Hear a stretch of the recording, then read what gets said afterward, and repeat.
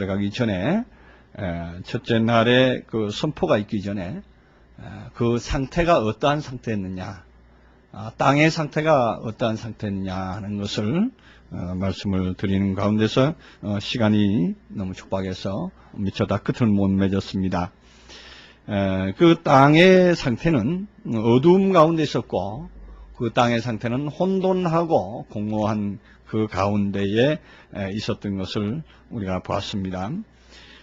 이 땅의 상태는 어둡고 깜깜한 상태에 공허하고, 그 다음에 또한 수면에 운행하는 하나님의 신만 있었을 뿐, 거기에 아직 완전한 어떤 역사가 나타나지 아니한 그러한 상태에 있었습니다. 그것은 바로 흑암이 깊음 위에 있었다는 사건 때문이었습니다. 흑암이 깊었다. 흑암이 깊었다 하는 얘기는 흑암이 아주 캄캄한 흑암이었더라 하는 얘기입니다.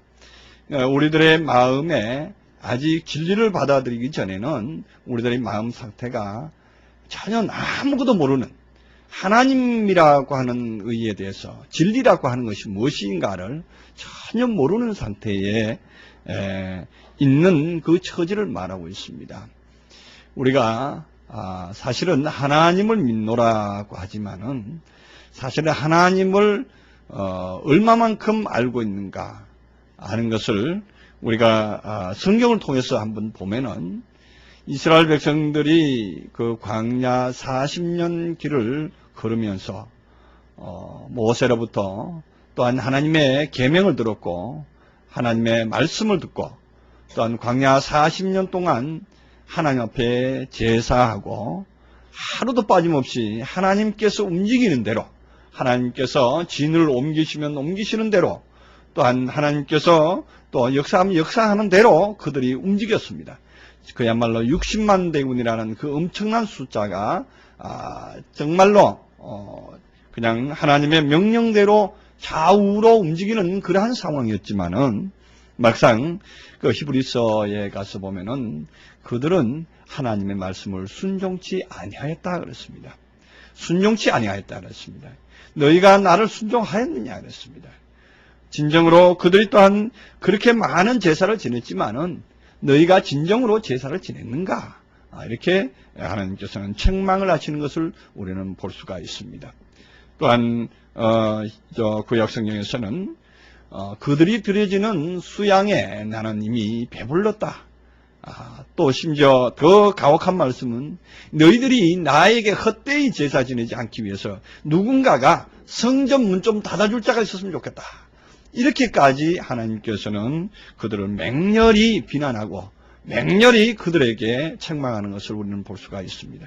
그러면 도대체 우리가 하나님을 어떻게 섬겨야, 어떻게 믿어야 하나님을 믿는다 하는 것인가 하는 것을 우리가 한번 곰곰이 생각하게 하는 그러한 말씀이 됩니다. 진정으로 하나님을 어떻게 믿어야 될 것이며 어떻게 알아야 될 것인가 하는 것입니다. 그 모르는 가운데 우리가 신앙을 출발합니다. 우리는 하나님을 안다고 하지만 사실은 더 깊이 들어가서 점점 기도를 깊이 하거나 아니면 하나님께 가까이 가는 그런 과정 중에서 발견되는 것은 점점점 하나님은 더 미궁 속에 있고 점점점 더 어두운 가운데 계시는 것을 볼 수가 있습니다. 어둡다 하는 것은 우리가 어둡기 때문에, 우리가 어두워져 있기 때문에 하나님이 멀어져 있는 것처럼 여겨집니다. 우리가 잘 아는 바 모세같이 그렇게 하나님 앞에 순종되고 하나님의 말씀을 따라 사는 그 선지자도 막상 하나님의 얼굴을 보지 못했습니다.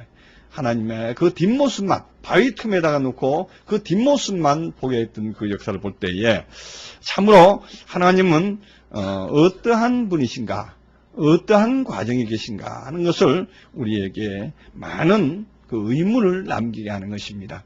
그렇기 때문에 우리의 신앙의 출발은 이 어두움에서부터 서서히 하나님을 알아져 나가는 그러한 과정이 바로 신앙생활이다, 이런 얘기입니다.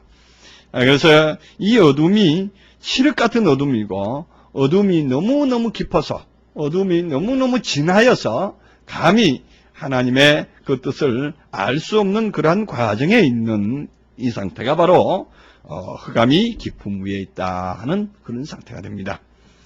그리고 하나님의 신은 수면에만 운행하더라 하는 얘기를 제가 드렸습니다. 수면에 운행한다는 것은 말씀 속에 하나님께서 말씀의 표면 속에만 역사하더라 이런 얘기가 되겠습니다. 이제 3절에 이제 들어가면은 하나님이 가라사대 빛이 있으라 하심에 빛이 있었고 그럽니다. 그 빛이 있으라 하심에 하는 이 말씀은 물론 세상의 빛도 비춰지는 그 역사, 태양빛에 비춰지는 그 역사도 우리는 빛이 있으라 하심에 하고 이렇게 받아들일 수도 있습니다. 물론 그 역사도 하나님께서 말씀을 하고 계십니다. 그러나 오늘날 우리들은 이것이 이제 빛이라고 하는 것은 무엇이 빛이냐? 예수 그리스도께서 이 땅에 빛으로 오셨습니다. 내가 세상에 인도하는 빛이다 이렇게 말씀했고 제자들에게도 너희는 세상의 빛이니 그랬습니다. 그래서 너희 빛을 사람 앞에 비춰서 사람으로 하여금 하나님께 영광을 돌리게 하라 이렇게 명령하셨던 것을 우리는 잘 알고 있습니다. 그러면 그 빛이라는 것은 뭐냐? 그렇다고 해서 제자들이 무슨 랜턴을 갖고 다니면서 사람들 얼굴을 비추고 다니느냐? 예수님께서 그냥 불덩어리를 갖고 다니면서 사람들에게 보여줬느냐? 그렇지는 않습니다. 무엇을 보여줬습니까? 예수님께서는 말씀으로 사람들의 눈을 열어줬죠. 눈을 열어줘서 밝힘으로 무언가를 알게 했습니다. 하나님이라는 분은 이런 분이고 하나님께서 원하시는 기도는 이런 것이고 하나님께서 예배하기를 원하시는 것은 이런 것이다 하는 것을 많은 사람들에게 증거해줘서 어둡고 캄캄한 가운데서 하나님이 누군가도 모르고 무엇을 섬겨야 될지도 모르고 무엇을 해야 될지도 모르는 그러한 사람들에게 밝힘을 주었다는 것입니다. 그들에게 뭔가를 볼 수 있는 눈을 열어준 겁니다. 그래서 눈을 열어준 것이 너무나도 귀한 일이 아닐 수 없습니다. 오늘날도 우리들에게 하나님께서 밝힘을 주셔서 우리의 눈을 열어주셔서 하나님이 누구신가를 알게 하셨고 하나님께서 우리에게 무엇을 요구하신다는 것을 알게 하신 그것이 바로 은혜가 아닐 수가 없습니다. 그래서 우리에게 이 밝힘을 주셨는데 이걸 빛이 있으라 하심에 빛이 있었고 했는데 여기 우리 한글 성경에는 있었고 하고 분명히 빛이 있으라 하심에 이렇게 있으라 그 다음에 빛이 있었고 이렇게 과거형으로 이렇게 쓰고 있습니다. 과거형은 곧 완료형이라고 이렇게 보는데 근데 원문에 보면 완료형이 아닙니다. 완료가 아닌 건 미완료 상태입니다. 미완료 상태라고 하는 얘기는 빛이 있기 시작하니라 이렇게 얘기가 됩니다. 빛이 있기 시작한다. 빛이 이제 역사하기 시작한다 이런 얘기입니다. 처음에 우리가 하나님의 진리를 발견하고 하나님의 빛을 비치고 하나님의 말씀이 비춰질 때는 그 빛이 비춰지면 그것으로 끝난 것이 아닙니다. 이제 믿음의 시작이요 믿음의 출발인 것입니다. 이제 믿음의 길을 이제 가기 위한 하나의 출발이나 다름없습니다. 그 출발의 길을 가는 그 마당에서는 빛이 있으라 하시면 빛이 있었고로 이렇게 완성형으로 말할 수가 없습니다. 그럼 빛이 있었고 했다면 그 사람은 아직 빛 덩어리가 돼야 되고 이미 처음부터 벌써 그리스도의 온전한 사람이 되어야 된다는 얘기인데 그렇지는 않습니다. 이제 점점점 그 빛이 밝혀져 나가는 것입니다. 그래서 이 첫날의 빛은 이제 빛에 씨앗이 뿌려진 거나 다름없고 겨자씨 믿음이 우리 속에 들어오는 거나 다름없는 그러한 상태의 밝힘이다. 이렇게 보시면 되겠습니다. 그래서 빛이 있었고 그 빛이 하나님 보시기에 좋았더라. 그럽니다. 하나님이 빛과 어둠을 나누사 빛을 낮이라 칭하시고 이 빛과 어둠을 나누었다. 그러십니다. 하나님은 빛과 어둠을 나누었다 하는 얘기는 이 나눔이라고 하는 것은요. 이것은 이제 구별되기 시작했다는 얘기입니다. 구별되기 시작했는데 이 구별되기 시작을 누가 하느냐? 우리 마음속에 하나님의 빛이 비춰지면요. 이제서야 겨우 눈이 떠서 저거는 어둠이고 저거는 빛이구나 하는 것을 조금씩 알아져 나갑니다. 이제 믿음의 깊이가 깊어질수록 그 알아져는 폭이 점점 넓어지는 것을 우리는 볼 수가 있습니다. 그래서 여기에서 빛이 이제 어둠과 빛을 구분하기 시작합니다. 구별하기 시작합니다.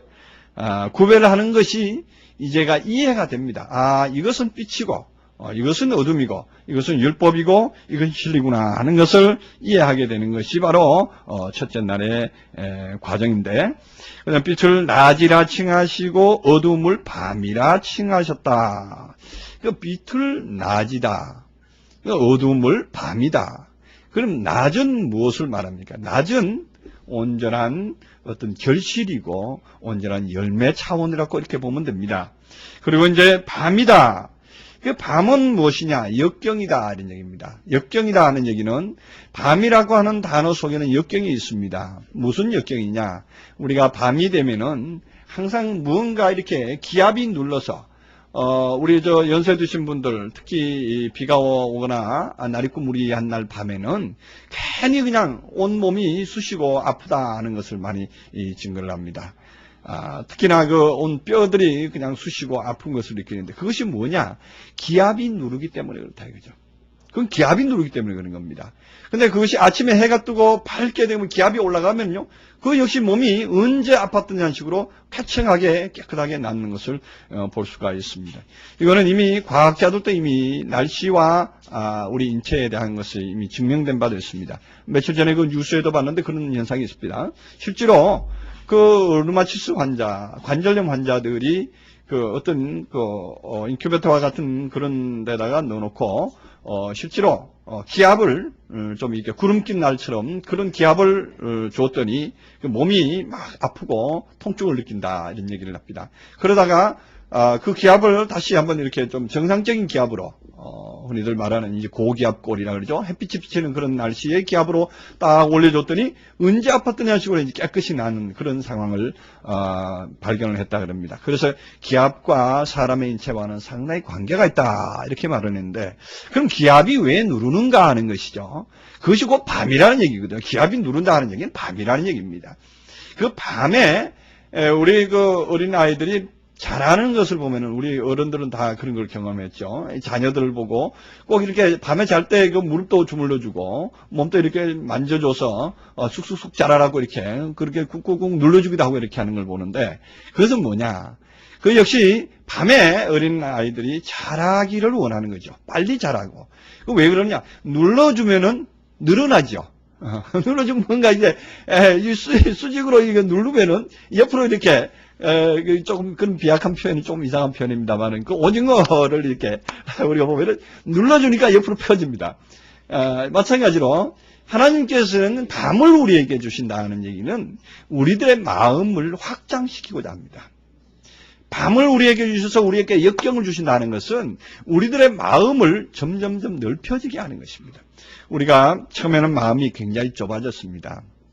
우리가 어린아이 때 보면은 어린아이 요즘 여기 형모도 있고 형누도 있고 어린애들 많은데 어린애들 이렇게 보면은 그냥 싸웁니다. 장난감들 가지고 한참 잘 놀다가도 이건 네 거고 내 거고 하고 이렇게 막 싸우는데 그런 애들이 이제 중학생이 되고 이제 고등학생이 되고 조금 이제 청년이 되면은 이제 싸우는 일이 그쳐집니다.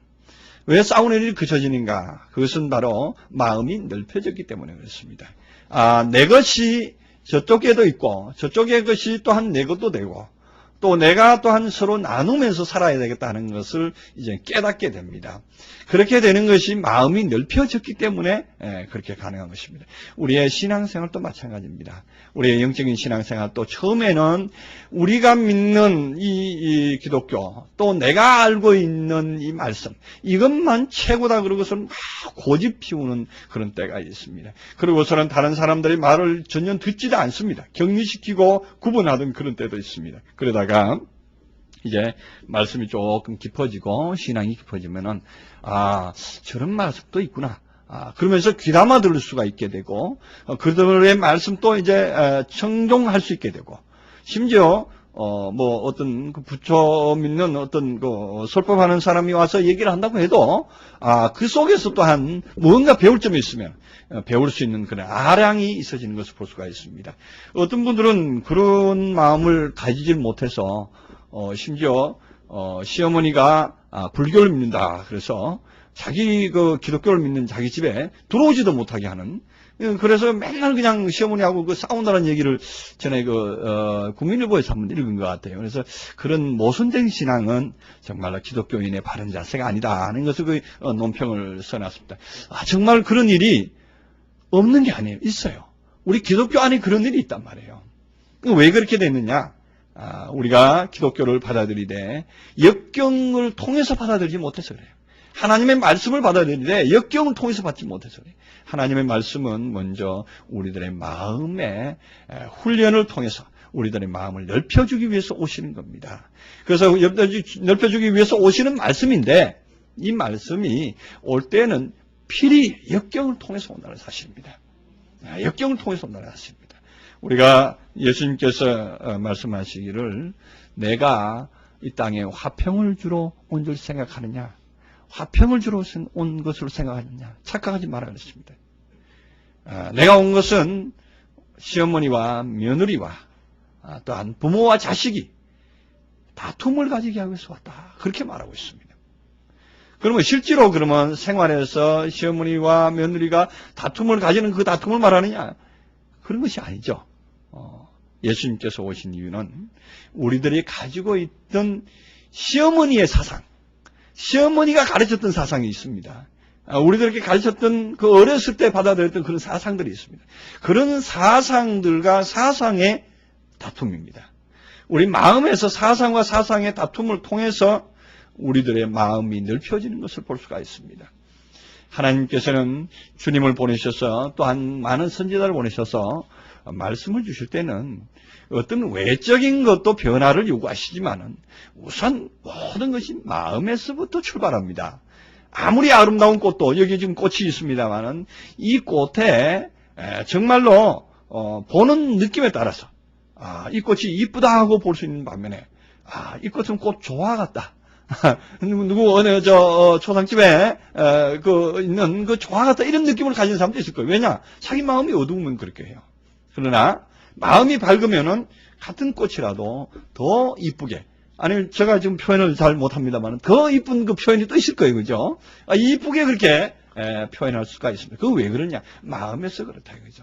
그래서 우리는 그러한 마음을 확장시키고 마음을 변화시키게 하기 위한 하나님의 방편으로서 우리에게 역경을 주신다는 것입니다. 모든 말씀을 통해서 우리로 하여금 훈련하시는 하나님께서는 밤을 주시고 그 다음에 또한 낮을 주셔서 이 밤낮이 교차하면서 자라게 하는 것이 하나님의 섭리의 역사인 것을 믿으시기 바랍니다. 그 다음 빛이 낮이라 칭하시고 어두움을 밤이라 칭하시니라. 저녁이 되면 아침이 되니 이는 첫째 날이니라. 이렇게 말합니다. 저녁이 되고 아침이 되었다. 이 저녁이라고 하는 말씀도 지난번에 제가 말씀했습니다만은 실제로 저녁이 첫날에 있었습니까? 여러분들 실제로 첫날에 저녁이 있었다고 생각하시는 분? 첫째 날에 저녁이 있었다고 생각하시는 분? 저녁이라는 것은 해가 지는 시간이죠. 해가 지는 시간입니다. 해가 지는 시간이 저녁이고 아침이라고 하는 것은 해가 뜨는 시간이 아침입니다. 그죠? 우리가 흔히들 알기를. 그런데 그때 태양이 있었습니까? 없었습니까? 첫째 날에는 태양이 없었습니다. 넷째 날에 갔어야 오늘 14절 이후에 갔어야 하늘에 큰 광명이 있어 그 광명으로 낮을 주관하게 하시고 작은 광명으로 밤을 주관하게 하시고 이렇게 해서 그때부터 이제 태양이 이제 떠오른 것으로 묘사되어 있습니다. 물론 그때도 이제 뒤에 가서 해석하기에 다르게 이제 표현할 수도 있지만은 어쨌든 우리가 볼 때에는 넷째 날이 돼야만이 그 이후부터라야만이 저녁이라는 말을 할 수가 있습니다. 해가 지는 날이 있으니까. 그 다음에 그날 이후라야만이 넷째 날이 지나고 그 다음날 다섯째 날쯤 돼야만이 어떻게 됩니까? 이제 새로이 태양이 다섯째 날부터 태양이 뜨기 시작합니다. 그래야만이 다섯째 날에야만이 첫 아침을 맞을 수가 있습니다. 이 지구상에 온 우주상의 첫 아침은 다섯째 날 아침이라야만이 그게 아침이에요. 넷째 날에는 태양이 만들어지기만 했지 그날부터 아침이 출발한 건 아니니까요. 그날 하나님께서 부지런히 일하셔서 그날 이제 태양을 하나 만들어서 하늘에 달아놨다고 생각하면은 그는 지는 일밖에 없어요. 뜨는 일은 없습니다. 그렇죠? 그 지는 일이 있고 넷째 날에는 이제 지는 일이 있고 그날부터 이제 저녁이라고 말할 수는 있습니다. 그리고 이제 다섯째 날이 되면은 그 졌던 해가 다시 이제 떠오르가 되겠죠. 그러면은 저녁이 되고 아침이 되니를 성립이 됩니다. 그러나 첫째 날부터 저녁이 되고 아침이 되니 그렇단 말이죠. 이것을 우리는 이제 이 말씀을 할 수가 있습니다. 저는 이런 질문을 많은 사람들에게 받아본 적이 있기 때문에 저는 어떤 전에 논현동에서 목회할 때인데 아주 참 이게 이제 과학적으로도 잘 아는 정말 참 똑소리 나는 그런 어떤 학생이 하나 있었어요. 그 학생이 이런 질문을 하는 거예요. 그래서 저는 그때 당시에 대답을 못했습니다. 대답할 수가 없더라고요. 그렇다고 해서 뭐 하나님이 태양을 2개 만들었다고 할 수도 없는 거고. 그래서 좀 더 두고 보자. 좀 나도 좀 보니까 지금 보니까 굉장히 새삼스러운데 한번 두고 보자. 같이 좀 연구해 보자. 이렇게 하고 말았어요. 할 말이 없더라고요. 오늘날 또 우리가 이런 말씀을 들고 질문을 해보면은 쉽게 대답하시는 분이 드뭅니다. 그냥 하나님께서는 이런 날도 만드시고 저런 날도 만드실 것이다. 이렇게 말씀하고 얼버무리고 말 수밖에 없는 것이 오늘날에 과학적으로 성경을 본다면 그렇게 볼 수밖에 없습니다. 그러나 이제 오늘 우리가 은혜의 말씀으로 이제 말씀을 풀어가 보니까 이 저녁이라고 하는 단어 안에는 무엇이 있는가 하면은 썩기다 하는 뜻이 들어 있습니다. 이제 사람을 창조하시고 하나님께서 이제 새로운 빛을 만드셨으면은 빛과 어둠을 만드시면 빛과 어둠을 적당하게 섞어야 돼요. 섞어야만이 자라납니다. 우리가 예수님께서 가라지의 비유를 하셨는데 참 가라지 비유를 제가 설교도 한번 한 적이 있는데 그 가라지 비유에서 너무 이상한 게 발견되죠. 그 가라지가 밭에 보이면은 그 가라지는 즉시로 뽑아버려야 되는 게 당연한 일인데 그 가라지를 뽑지 않고 추수 때까지 그냥 두어라 그런단 말이에요. 그게 하나님의 방법이단 말이죠. 그래서 우리들 안에 이 가라지라는 것이 없으면은 우리들이 과거를 잊어버립니다. 나의 현 주소를 잊어버립니다. 우리 속에 만약에 하나님의 빛이 들어와서 갑자기 진짜로 정말로 정결한 마음이 되고 선한 양심만 우리 속에 꽉 차게 되면은요, 내가 누군지 몰라요. 잊어버린다고요. 내가 누군지 모른다고요. 완전히 그냥 딴 사람이 돼버리니까. 그러니까 자기 집도 자칫하면 못 찾아가요. 어디 찾아가야 되느냐? 하늘나라 찾아가야 되니까. 못 찾아가게 된다니까. 그래서 하나님께서는 그 마음 속에 어두움을 적당하게 배열하셔서 어두움이 점점점 물러가게 하시는 거예요. 한꺼번에 물러가 보면 핵 돌아버린다니까. 요즘 이제 길거리 가다 보면 어제도 저쪽에 가다 보니까 길거리에서 막 머리니 막끔 길러가지고 그냥 희죽희죽 웃으면서 그냥 혼자 막 춤을 추고 그러더라고요. 그래서 이상하다. 나는 마침 차가 정차를 하는 바람에 유심히 봤어요. 저 사람 마음속에 뭐가 들었을까? 뭐가 좋아서 저렇게 이쁠까? 근데 그렇게 헷갈려 돌 수가 있어요, 사람이라는 게. 돌 수가 있거든요. 왜 그러냐? 갑자기 충격을 받았거나 갑자기 무슨 현상이 있을 때는 돌 수가 있는 것이 사람입니다. 그런데 그렇기 때문에 하나님께서는 우리들에게 점점점 물러가게 하시는 저녁이라는 것을 두셨다는 것이죠. 이 저녁이라는 것을 두신 것은 저녁이라는 것은 우리가 어둠과 이 아침에 낮에 빛과 이 적당하게 섞여져 가지고 그것이 조화를 이루는 시간입니다. 우리가 낮 내내 태양을 받았으면은 그 태양을 받았던 그 곡식이라든가 채소가 그 태양으로부터 받았던 여러 가지 물질들이 있습니다. 그것을 함유한 채로 저녁을 이슬을 맞습니다. 저녁 이슬을 맞으면은 그 이슬과 그 태양과의 조화로 말미암아서 그 식물이 자랍니다. 밤중에 식물이 자라는데 새벽녘에 식물이 제일 많이 자란다 그랬죠.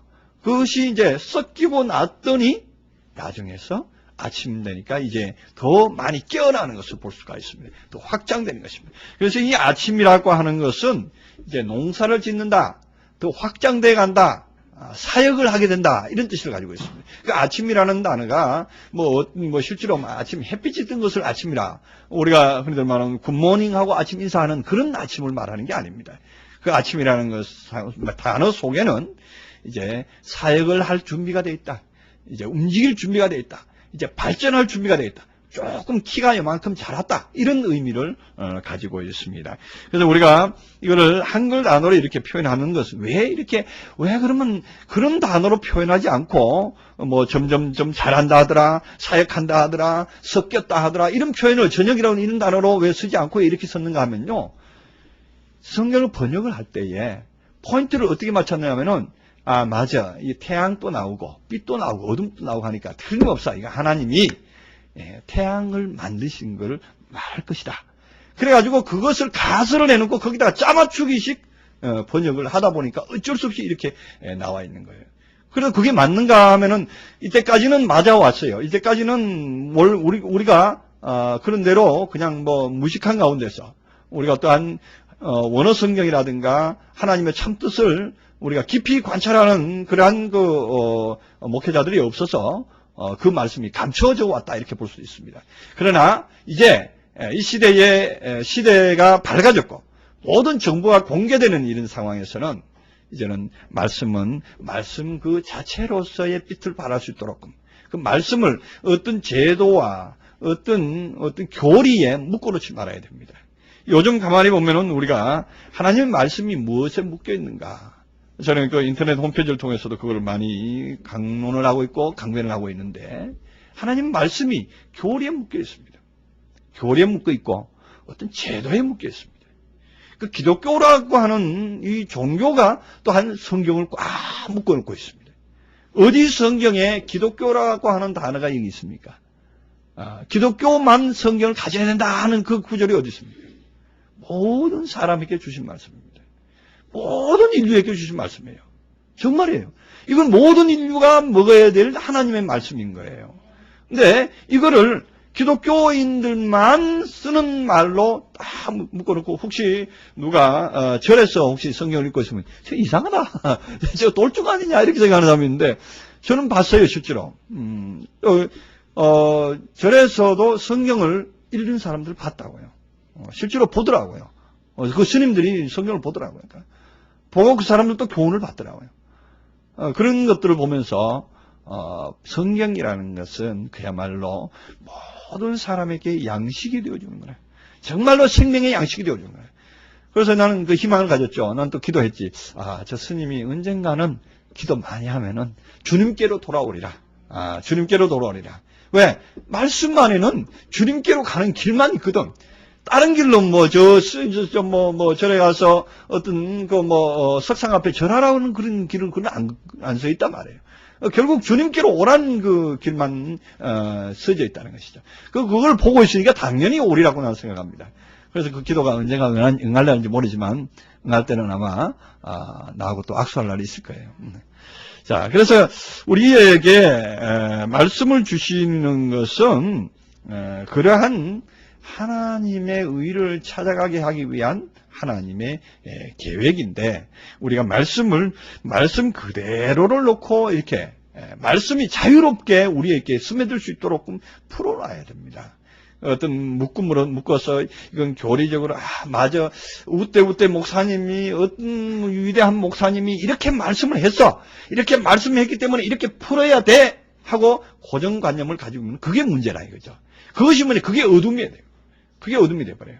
그 말씀은 말씀 스스로가 어떠한 환경과 처지에 따라서도 말씀 스스로가 독존할 수 있도록 우리는 그런 눈을 가져야 됩니다. 그런 눈을 가졌을 때에 그 말씀이 우리에게 약이 되는 것입니다. 어떤 편견으로 받아들일 때는 분명히 그것은 사약이 되어버리고 오염된 물이 되어버린단 말이죠. 물은 그대로 그 속에 그야말로 각종 영양소가 다 함유되어 있습니다. 거기다가 설탕을 좀 넣게 되면은 우리가 당장 먹기에는 단맛이 있지만은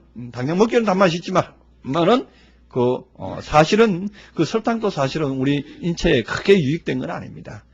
물 그대로로서 우리가 흡수했을 때에 정말로 우리가 좋은 물을 먹고 자라는 사람들은요 좋은 물을 먹고 생활하시는 분들은 확실히 건강한 것을 볼 수가 있습니다. 왜 그런가 하면요 우리 인체가 70%가 수분이잖아요. 우리 인체가 70%가 수분인데 이 70%가 그야말로 완전한 수분, 완전한 좋은 물로 우리가 채워졌다 그러면은 우리 몸은 분명히 건강한 몸이 될 수 있을 것입니다. 잠깐 얘기가 다른 방향으로 갔는데요.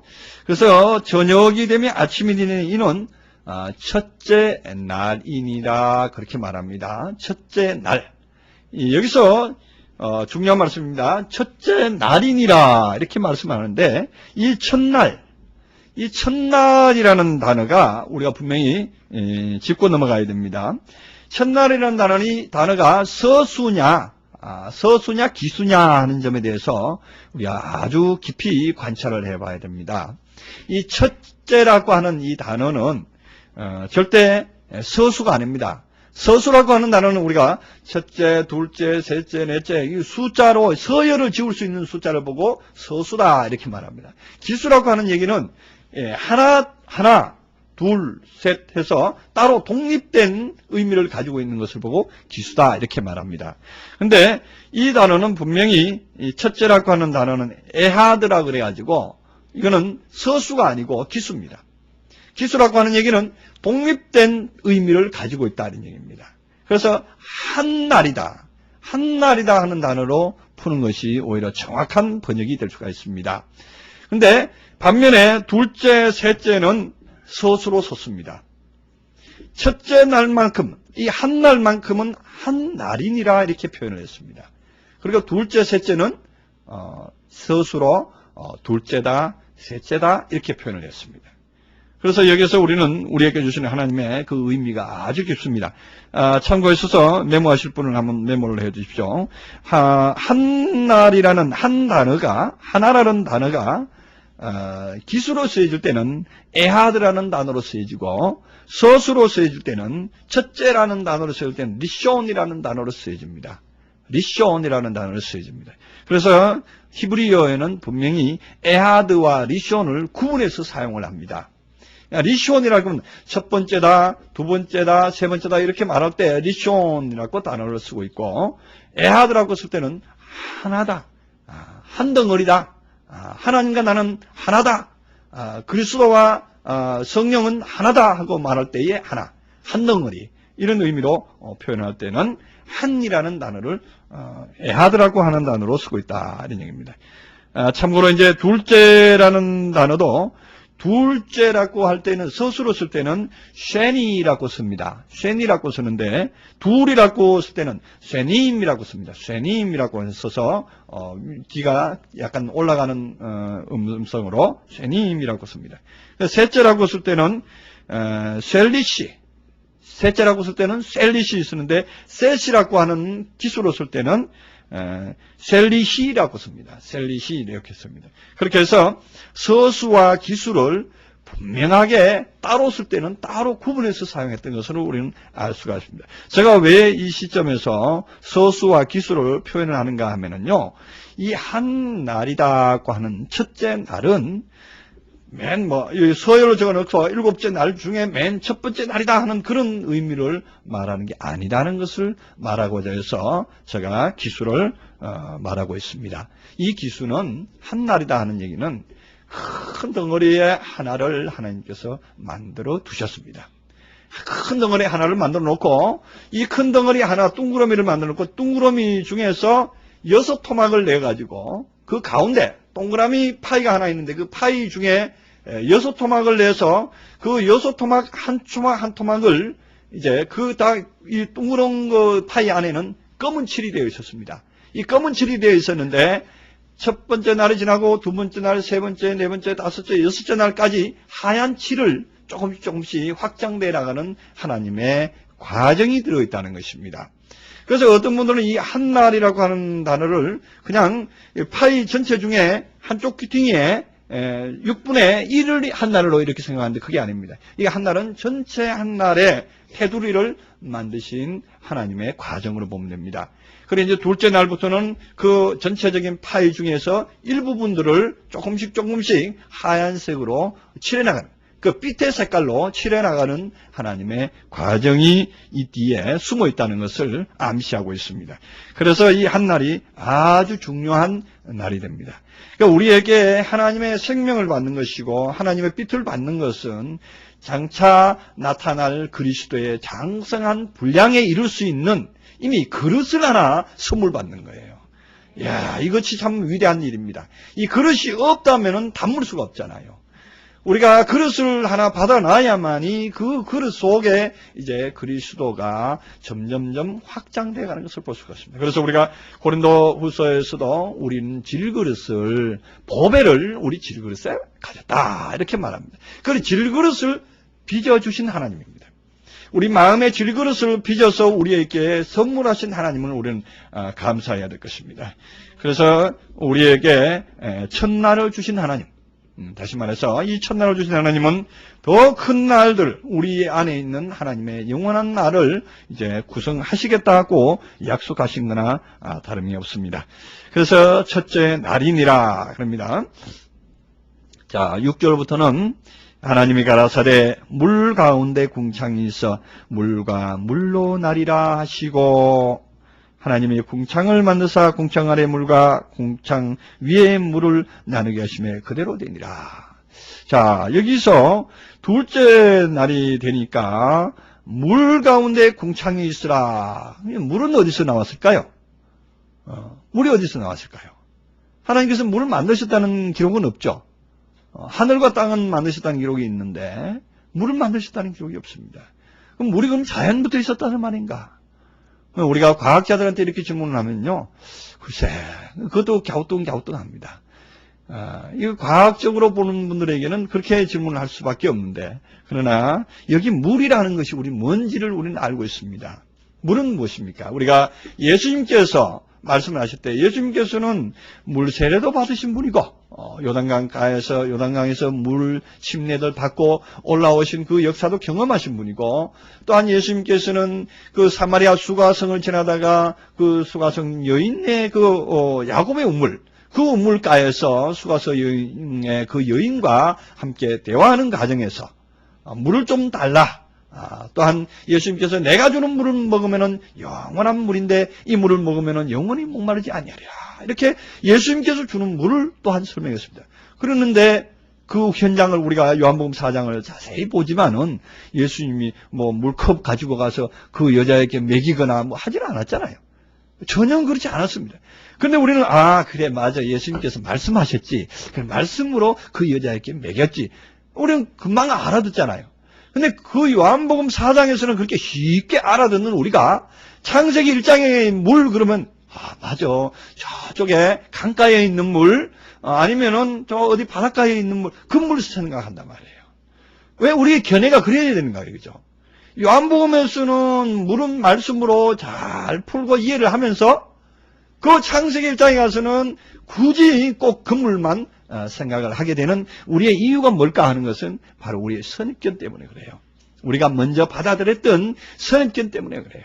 그런데 우리가 이 시간만큼은 먼저 선입견을 다 놔버리고 성경 그대로가 자유스럽게 나에게 흘러들어오기를 사모하시기 바랍니다. 그랬을 때 우리가 이 말씀이 나에게 그대로 흘러들어와서 나에게 역사를 하게 됩니다. 나를 살리는 말씀이 됩니다. 자, 그런데 이 물이 그러면 어떻게 됐습니까? 이 물이 하나님이 가라사대 물 가운데 궁창이 있어라, 이렇게 말합니다. 그 물 가운데, 물은 하나님의 말씀이고 또한 진리라는 것을 우리가 몇 구절 한번 찾아보겠습니다. 이 물이라는 것은 예수님께서 요한복음 7장 39절에서는 뭐라고 말씀하십니까? 명절 끝날에 성전에 들어가서 예수님께서 서서 외쳐 가라사대, 그렇게 말합니다. 누구든지 목마르거든 내게로 와서 마시라. 나를 믿는 자는 성경의 이름과 같이 내 배에서, 그 배에서 생수의 강이 흘러나리라 하십니다. 성경의 이름같이 그 배에서 생수의 강이 흘러나리라. 근데 성경에 일렀다고 분명히 기록되어 있죠. 근데 성경 신구약 66권을 다 찾아봐도 배에서 생수의 강이 흘러나리라고 한 말씀은 없습니다. 요한복음 7장 38절 이거 제외해놓고서는 성경 어디고 찾아볼 수가 없습니다. 배에서 생수의 강이 흘러났다는 말은 없습니다. 우리가 그것을 의문을 한번 가져보시기 바랍니다. 그럼 분명히 예수님께서 그럼 거짓말 했으니 만무하고 예수님께서는 분명히 어디에 있는 것을 표현을 했을 텐데 어디에 있는 것을 말했을까 하는 것을 우리가 한번 생각을 해볼 필요가 있습니다. 그것은 바로 아마도 우리가 에덴 동산에서 강이 흘렀는데 에덴 동산에서 강의 네 근원이 흘러서 흘러갑니다. 그 강이 흘러가는데 어디로 흘러가는가를 한번 살펴보면 그 에덴을 적시고 하고 납니다. 에덴을 적시고 다시 에덴에서 바로 나해서 네 근원으로 흘러가는 것을 볼 수가 있습니다. 그 에덴이 뭡니까? 에덴이라는 것이 진리의 마음이고 거룩한 마음이고 참된 마음이라고 보면은 그 마음에서 강이 흘러나리라 하는 말씀을 예언한 것이 아니겠느냐. 그 에덴 동산을 우리는 실제적인 에덴 동산을 생각을 하는데 그 에덴 동산도 실제적인 에덴 동산도 있습니다. 아무리 실제적인 에덴 동산이 화려하고 아름답고 이쁘다고 해도 마음이 검은 사람이 가면은 그거는 지옥 동산입니다. 에덴 동산이 아니에요. 우리가 마음이 깨끗한 사람이 그 동산에 가면은 지옥 동산도 거기는 에덴 동산이 될 수가 있습니다. 우리의 마음 동산이 에덴 동산인 것을 명심하시기 바랍니다. 그래서 우리가 아가서에서 보면은 나의 누이 나의 신부는 잠근 동산이요 덮은 우물이구나 그러죠. 그 나의 누이 나의 신부는 잠근 동산이요 덮은 우물이다 그러잖아요. 그 우물이 뭐예요? 우물이 샘이잖아요. 우물이 생수의 강이 흘러나리라 그러잖아요. 그래서 아가서의 말씀도 그 일치가 되는 거예요. 그래서 솔로몬이 그 아가를 지어서 술라미 여인에게 지어서 부르는 그 노래는 바로 참된 성도된 우리들의 마음 동산이 샘의 동산이요 진리의 동산이요 바로 에덴 동산인 것을 표현을 하고 있습니다. 그래서 그 에덴 동산이기 때문에 이 마음을 적셔서 그다음 진리의 말씀이 먼저 우리에게 흘러 들어오더니 우리의 마음을 흠뻑 적시고 충만하게 채우시더니 이 말씀이 또다시 강으로 흘러 많은 사람들에게 또한 적시게 하는 역사. 마치 성전 문지방에서 에스겔 성전과 같이 성전 문지방에서 나는 그 물이 흘러서 처음에는 발목을 적셨는데 그 다음에 또 무릎을 적시고 그 다음에 가슴까지 오르고 나중에 헤엄칠 수 있는 물이 되었더라 그러잖아요. 그래서 뭐 그 물이 뭐 그렇게 화려한 물, 위대한 물이 뭐 요단강 물이라고 이렇게 표현하는 사람도 있던데 그렇지는 않죠. 그 물은 진리의 물이란 말이죠. 진리의 물은 진리의 말씀의 물이기 때문에 오늘 여러분들에게 이 말씀을 쫙 펼칠 때에 어떤 분들은 그 마음의 상태에 따라서 수용하는 분도 계실 거예요. 이 말씀에 푹 빠져서 흠뻑 젖어서 말씀을 수행하는 분도 계실 거고 어떤 분은 이제 발목이 이제 초랑초랑하는 분도 계실 거고 어떤 분은 더 위대한 것을 맛보는 분도 계실 겁니다. 이것이 바로 에스겔 성전에서 흐르는 물이기 때문에 그래요. 에스겔 성전에서 그 물이 흘러나기 때문입니다. 에스겔 성전에서 실제 물이 흘러나는 것처럼 묘사됐지만은 그것은 또한 우리들에게 말씀의 물, 진리의 물을 상징한다. 이렇게 볼 수가 있습니다. 자, 그런데 38절만 읽었는데 39절에서는 뭐라고 말합니까? 요한복음 7장 39절 다 같이 한번 읽어보겠습니다. 이는 그 믿는 자의 받을 성령을 가리켜 말씀하신 것이라.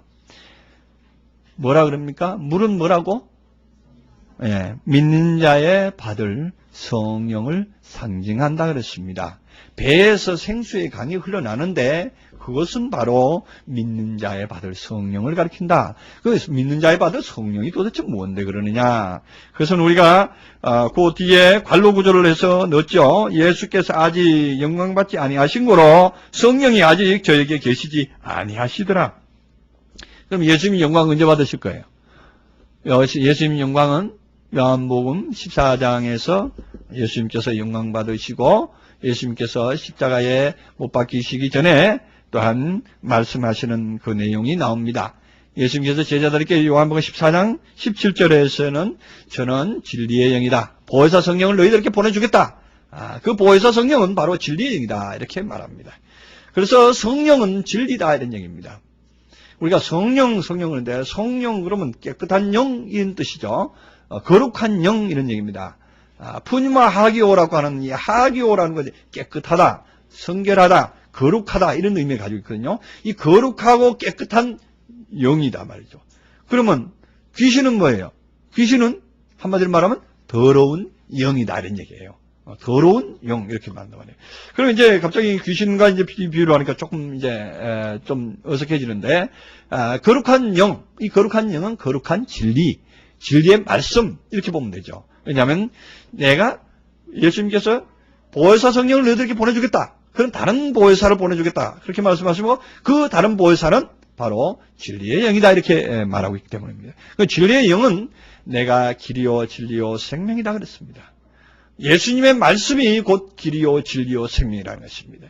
그러니까 진리의 영이라는 것이 진리의 말을 하는 그리스도의 사람, 진리의 말을 하는 진리의 말씀 그 자체가 바로 진리의 영이다는 결과적으로 그 말이 말로 결국 이제 전달이 되는 것을 볼 수가 있는데 그 성령이라는 것은 물이고 성령이라는 것은 또한 진리고 이 진리라는 것은 바로 예수님께서 하신 말씀이고 또한 우리들에게 진리로 참으로 우리들에게 역사하는 그 어떤 과정을 말할 수가 있습니다. 그래서 우리가 이 물에 대해서 좀 더 깊이 볼 필요가 있습니다. 물에 대해서 베드로 전서 3장 20절을 한번 보시겠습니다. 베드로 전서 3장 20절. 물에 대해서는 좀 중요한 부분이기 때문에 우리가 좀 자세하게 관찰하고 갈 필요가 있을 것입니다. 성경상에 가장 먼저 등장하는 물이 있는데 그것은 노아 홍수의 물입니다. 노아 홍수의 물로 말미암아 많은 사람들이 다 수장됐던 그 사건을 우리는 잘 알고 있습니다. 노아 홍수는 멸망의 홍수요 또한 심판의 홍수다 우리는 이렇게 알고 있습니다. 근데 베드로전서 3장 20절 제가 읽겠습니다. 그들은 전에 노아의 날에 방주를 예비할 동안 하나님이 오래 참고 기다리실 때에 순종치 아니하는 자들이라. 방주에서 물로 말미암아 구원을 얻은 자가 몇 명뿐이니 겨우 8명이라.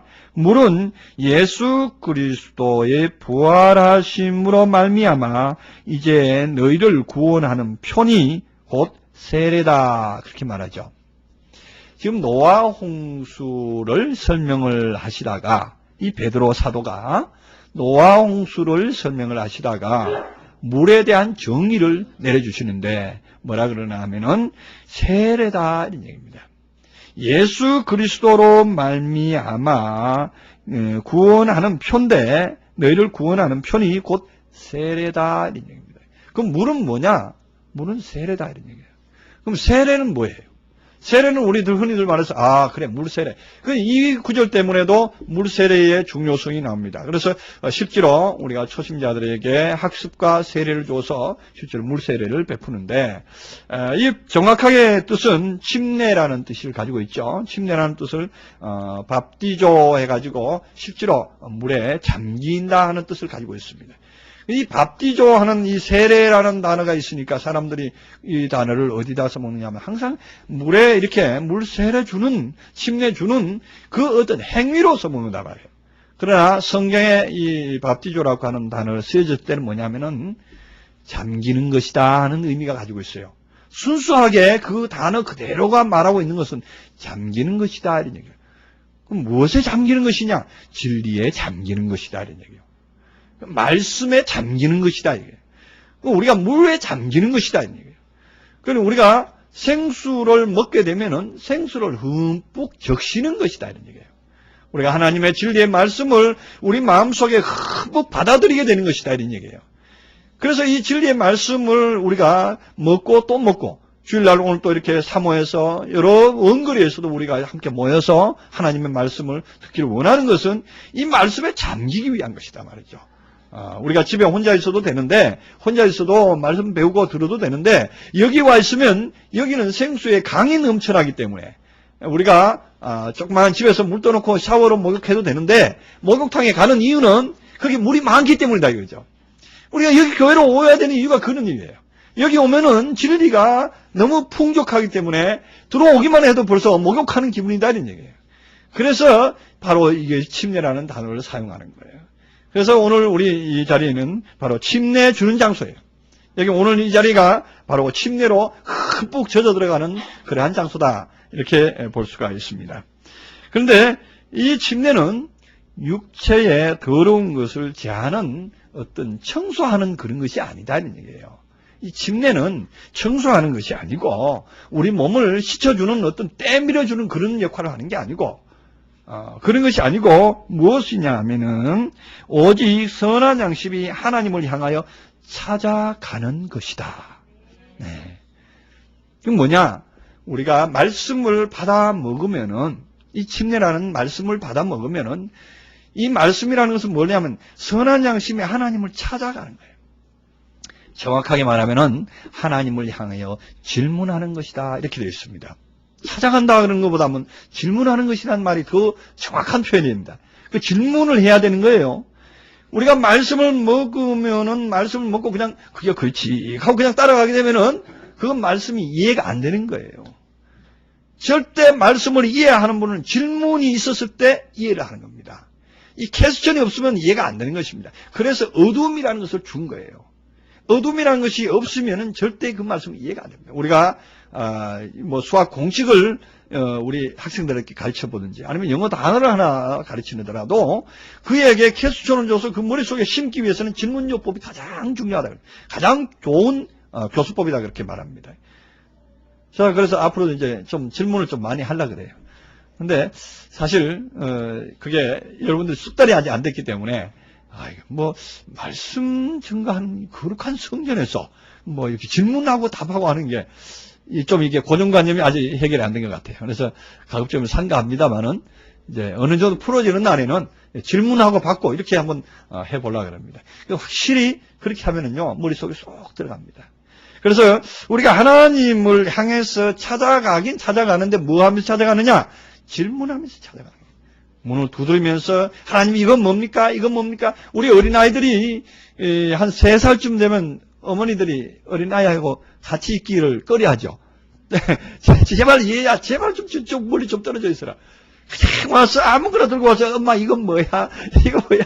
이거 어디서 났어? 이건 뭐야? 이름이 뭐야? 뭐에 쓰는 거야? 그냥 따지고 묻는데 우리 신앙이 그래야 돼요. 똑같아요. 우리 어린아이들이 잘하는 것과 똑같은 모습으로 우리 신앙이 성장해야 됩니다. 무엇이든지 하나님께 질문하고 그 질문함으로 말미암아 하나님께서 우리에게 해답을 주시는 거예요. 우리는 특히나 말씀을 놓고 이해가 안 될 때는 하나님께 물어야 돼요. 이제부터 우리 성도들은 일주일에 한 가지씩 질문거리 하나 가지고 나오기로 필요합니다.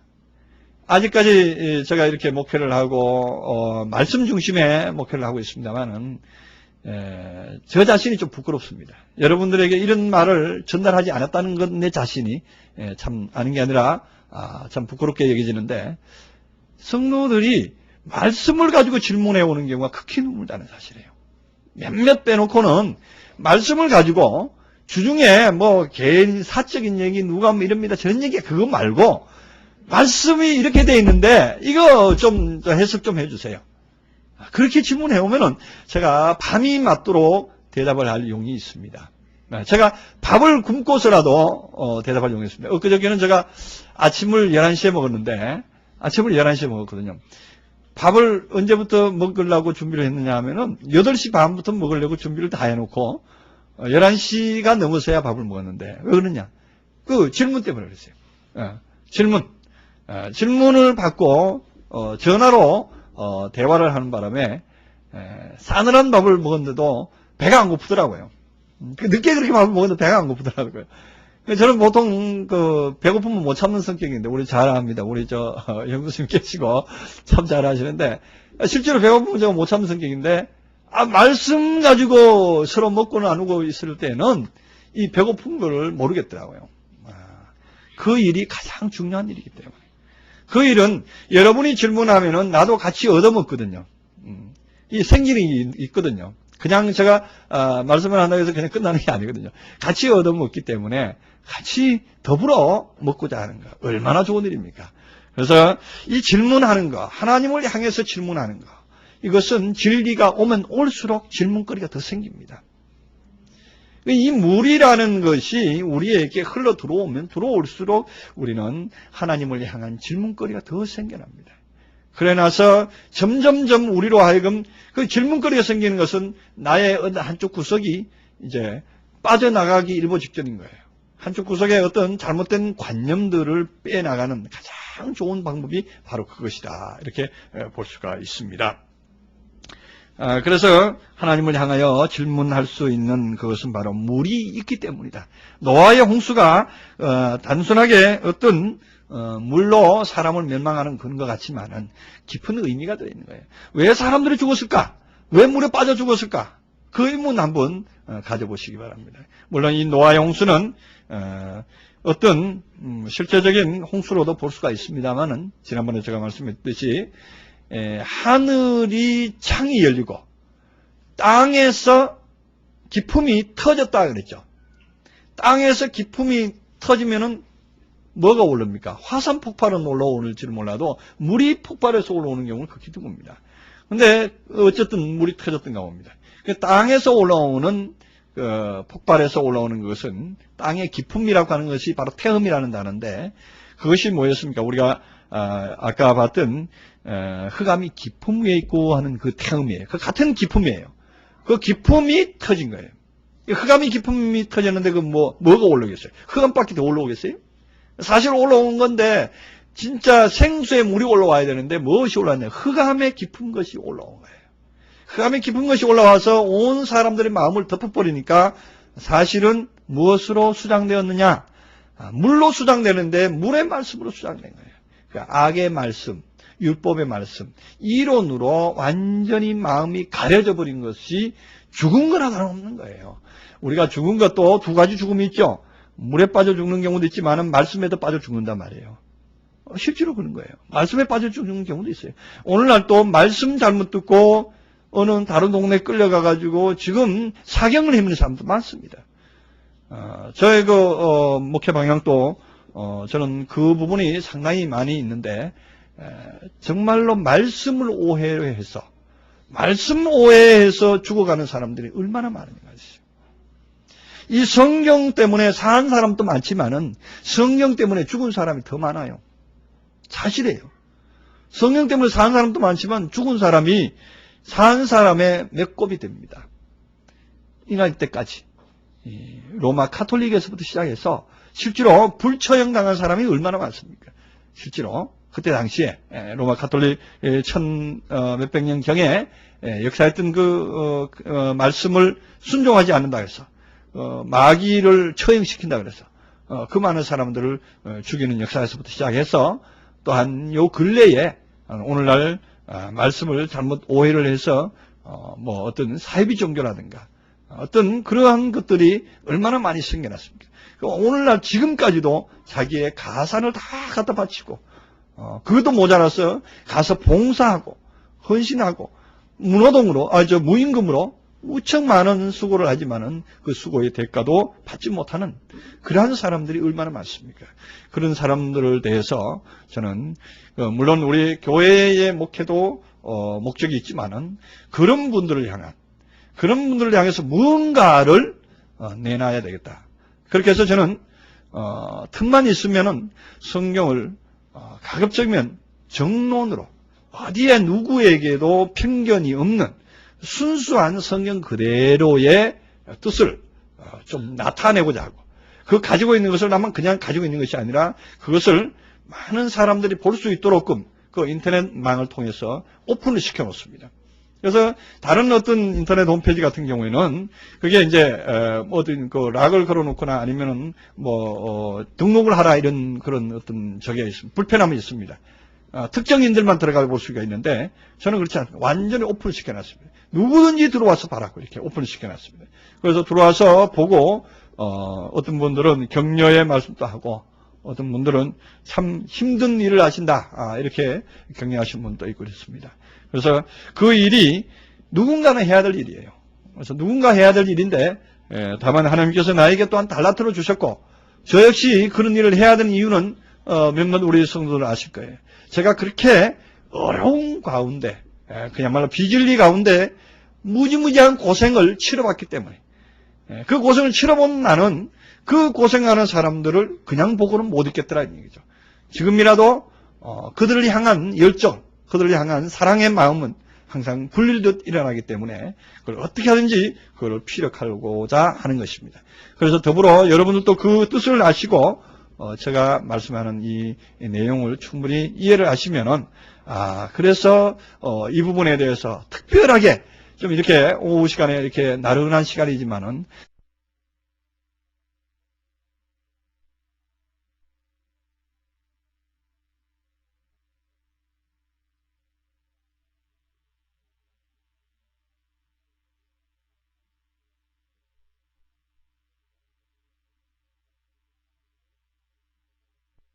네. 듣기 좋고 또한 우리가 흔히들 기분이 좋은 그런 어떤 뭐 예화라든가 아니면은 그런 어떤 메시지만 듣기를 원하신다면은 정말 우리가 신앙이 자라질 않습니다. 때로는 그러한 그 아름다운 말, 또 우리의 위로의 말도 필요하지만 우리를 정말로 변화시켜 주는 것은요, 말씀의 그 마음 깊은 곳에 기록될 수 있는 말씀, 그것이라야만이 우리를 완전하게 반듯하게 세워줍니다. 그것이 아니고서는 우리를 반듯하게 세워주지 못합니다.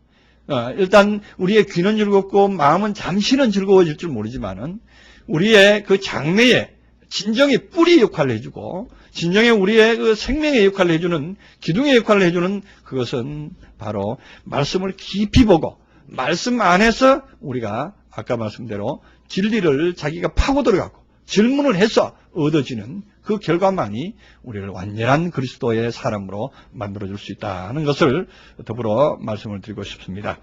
그래서 오늘도 이렇게 말씀을 차근차근히 하다 보니까 별로 진도가 못 나갔습니다. 다음 시간에 연속해서 또 하도록 하고 오늘 여기서 마치겠습니다. 기도하시겠습니다. 사랑의 하나님 감사합니다.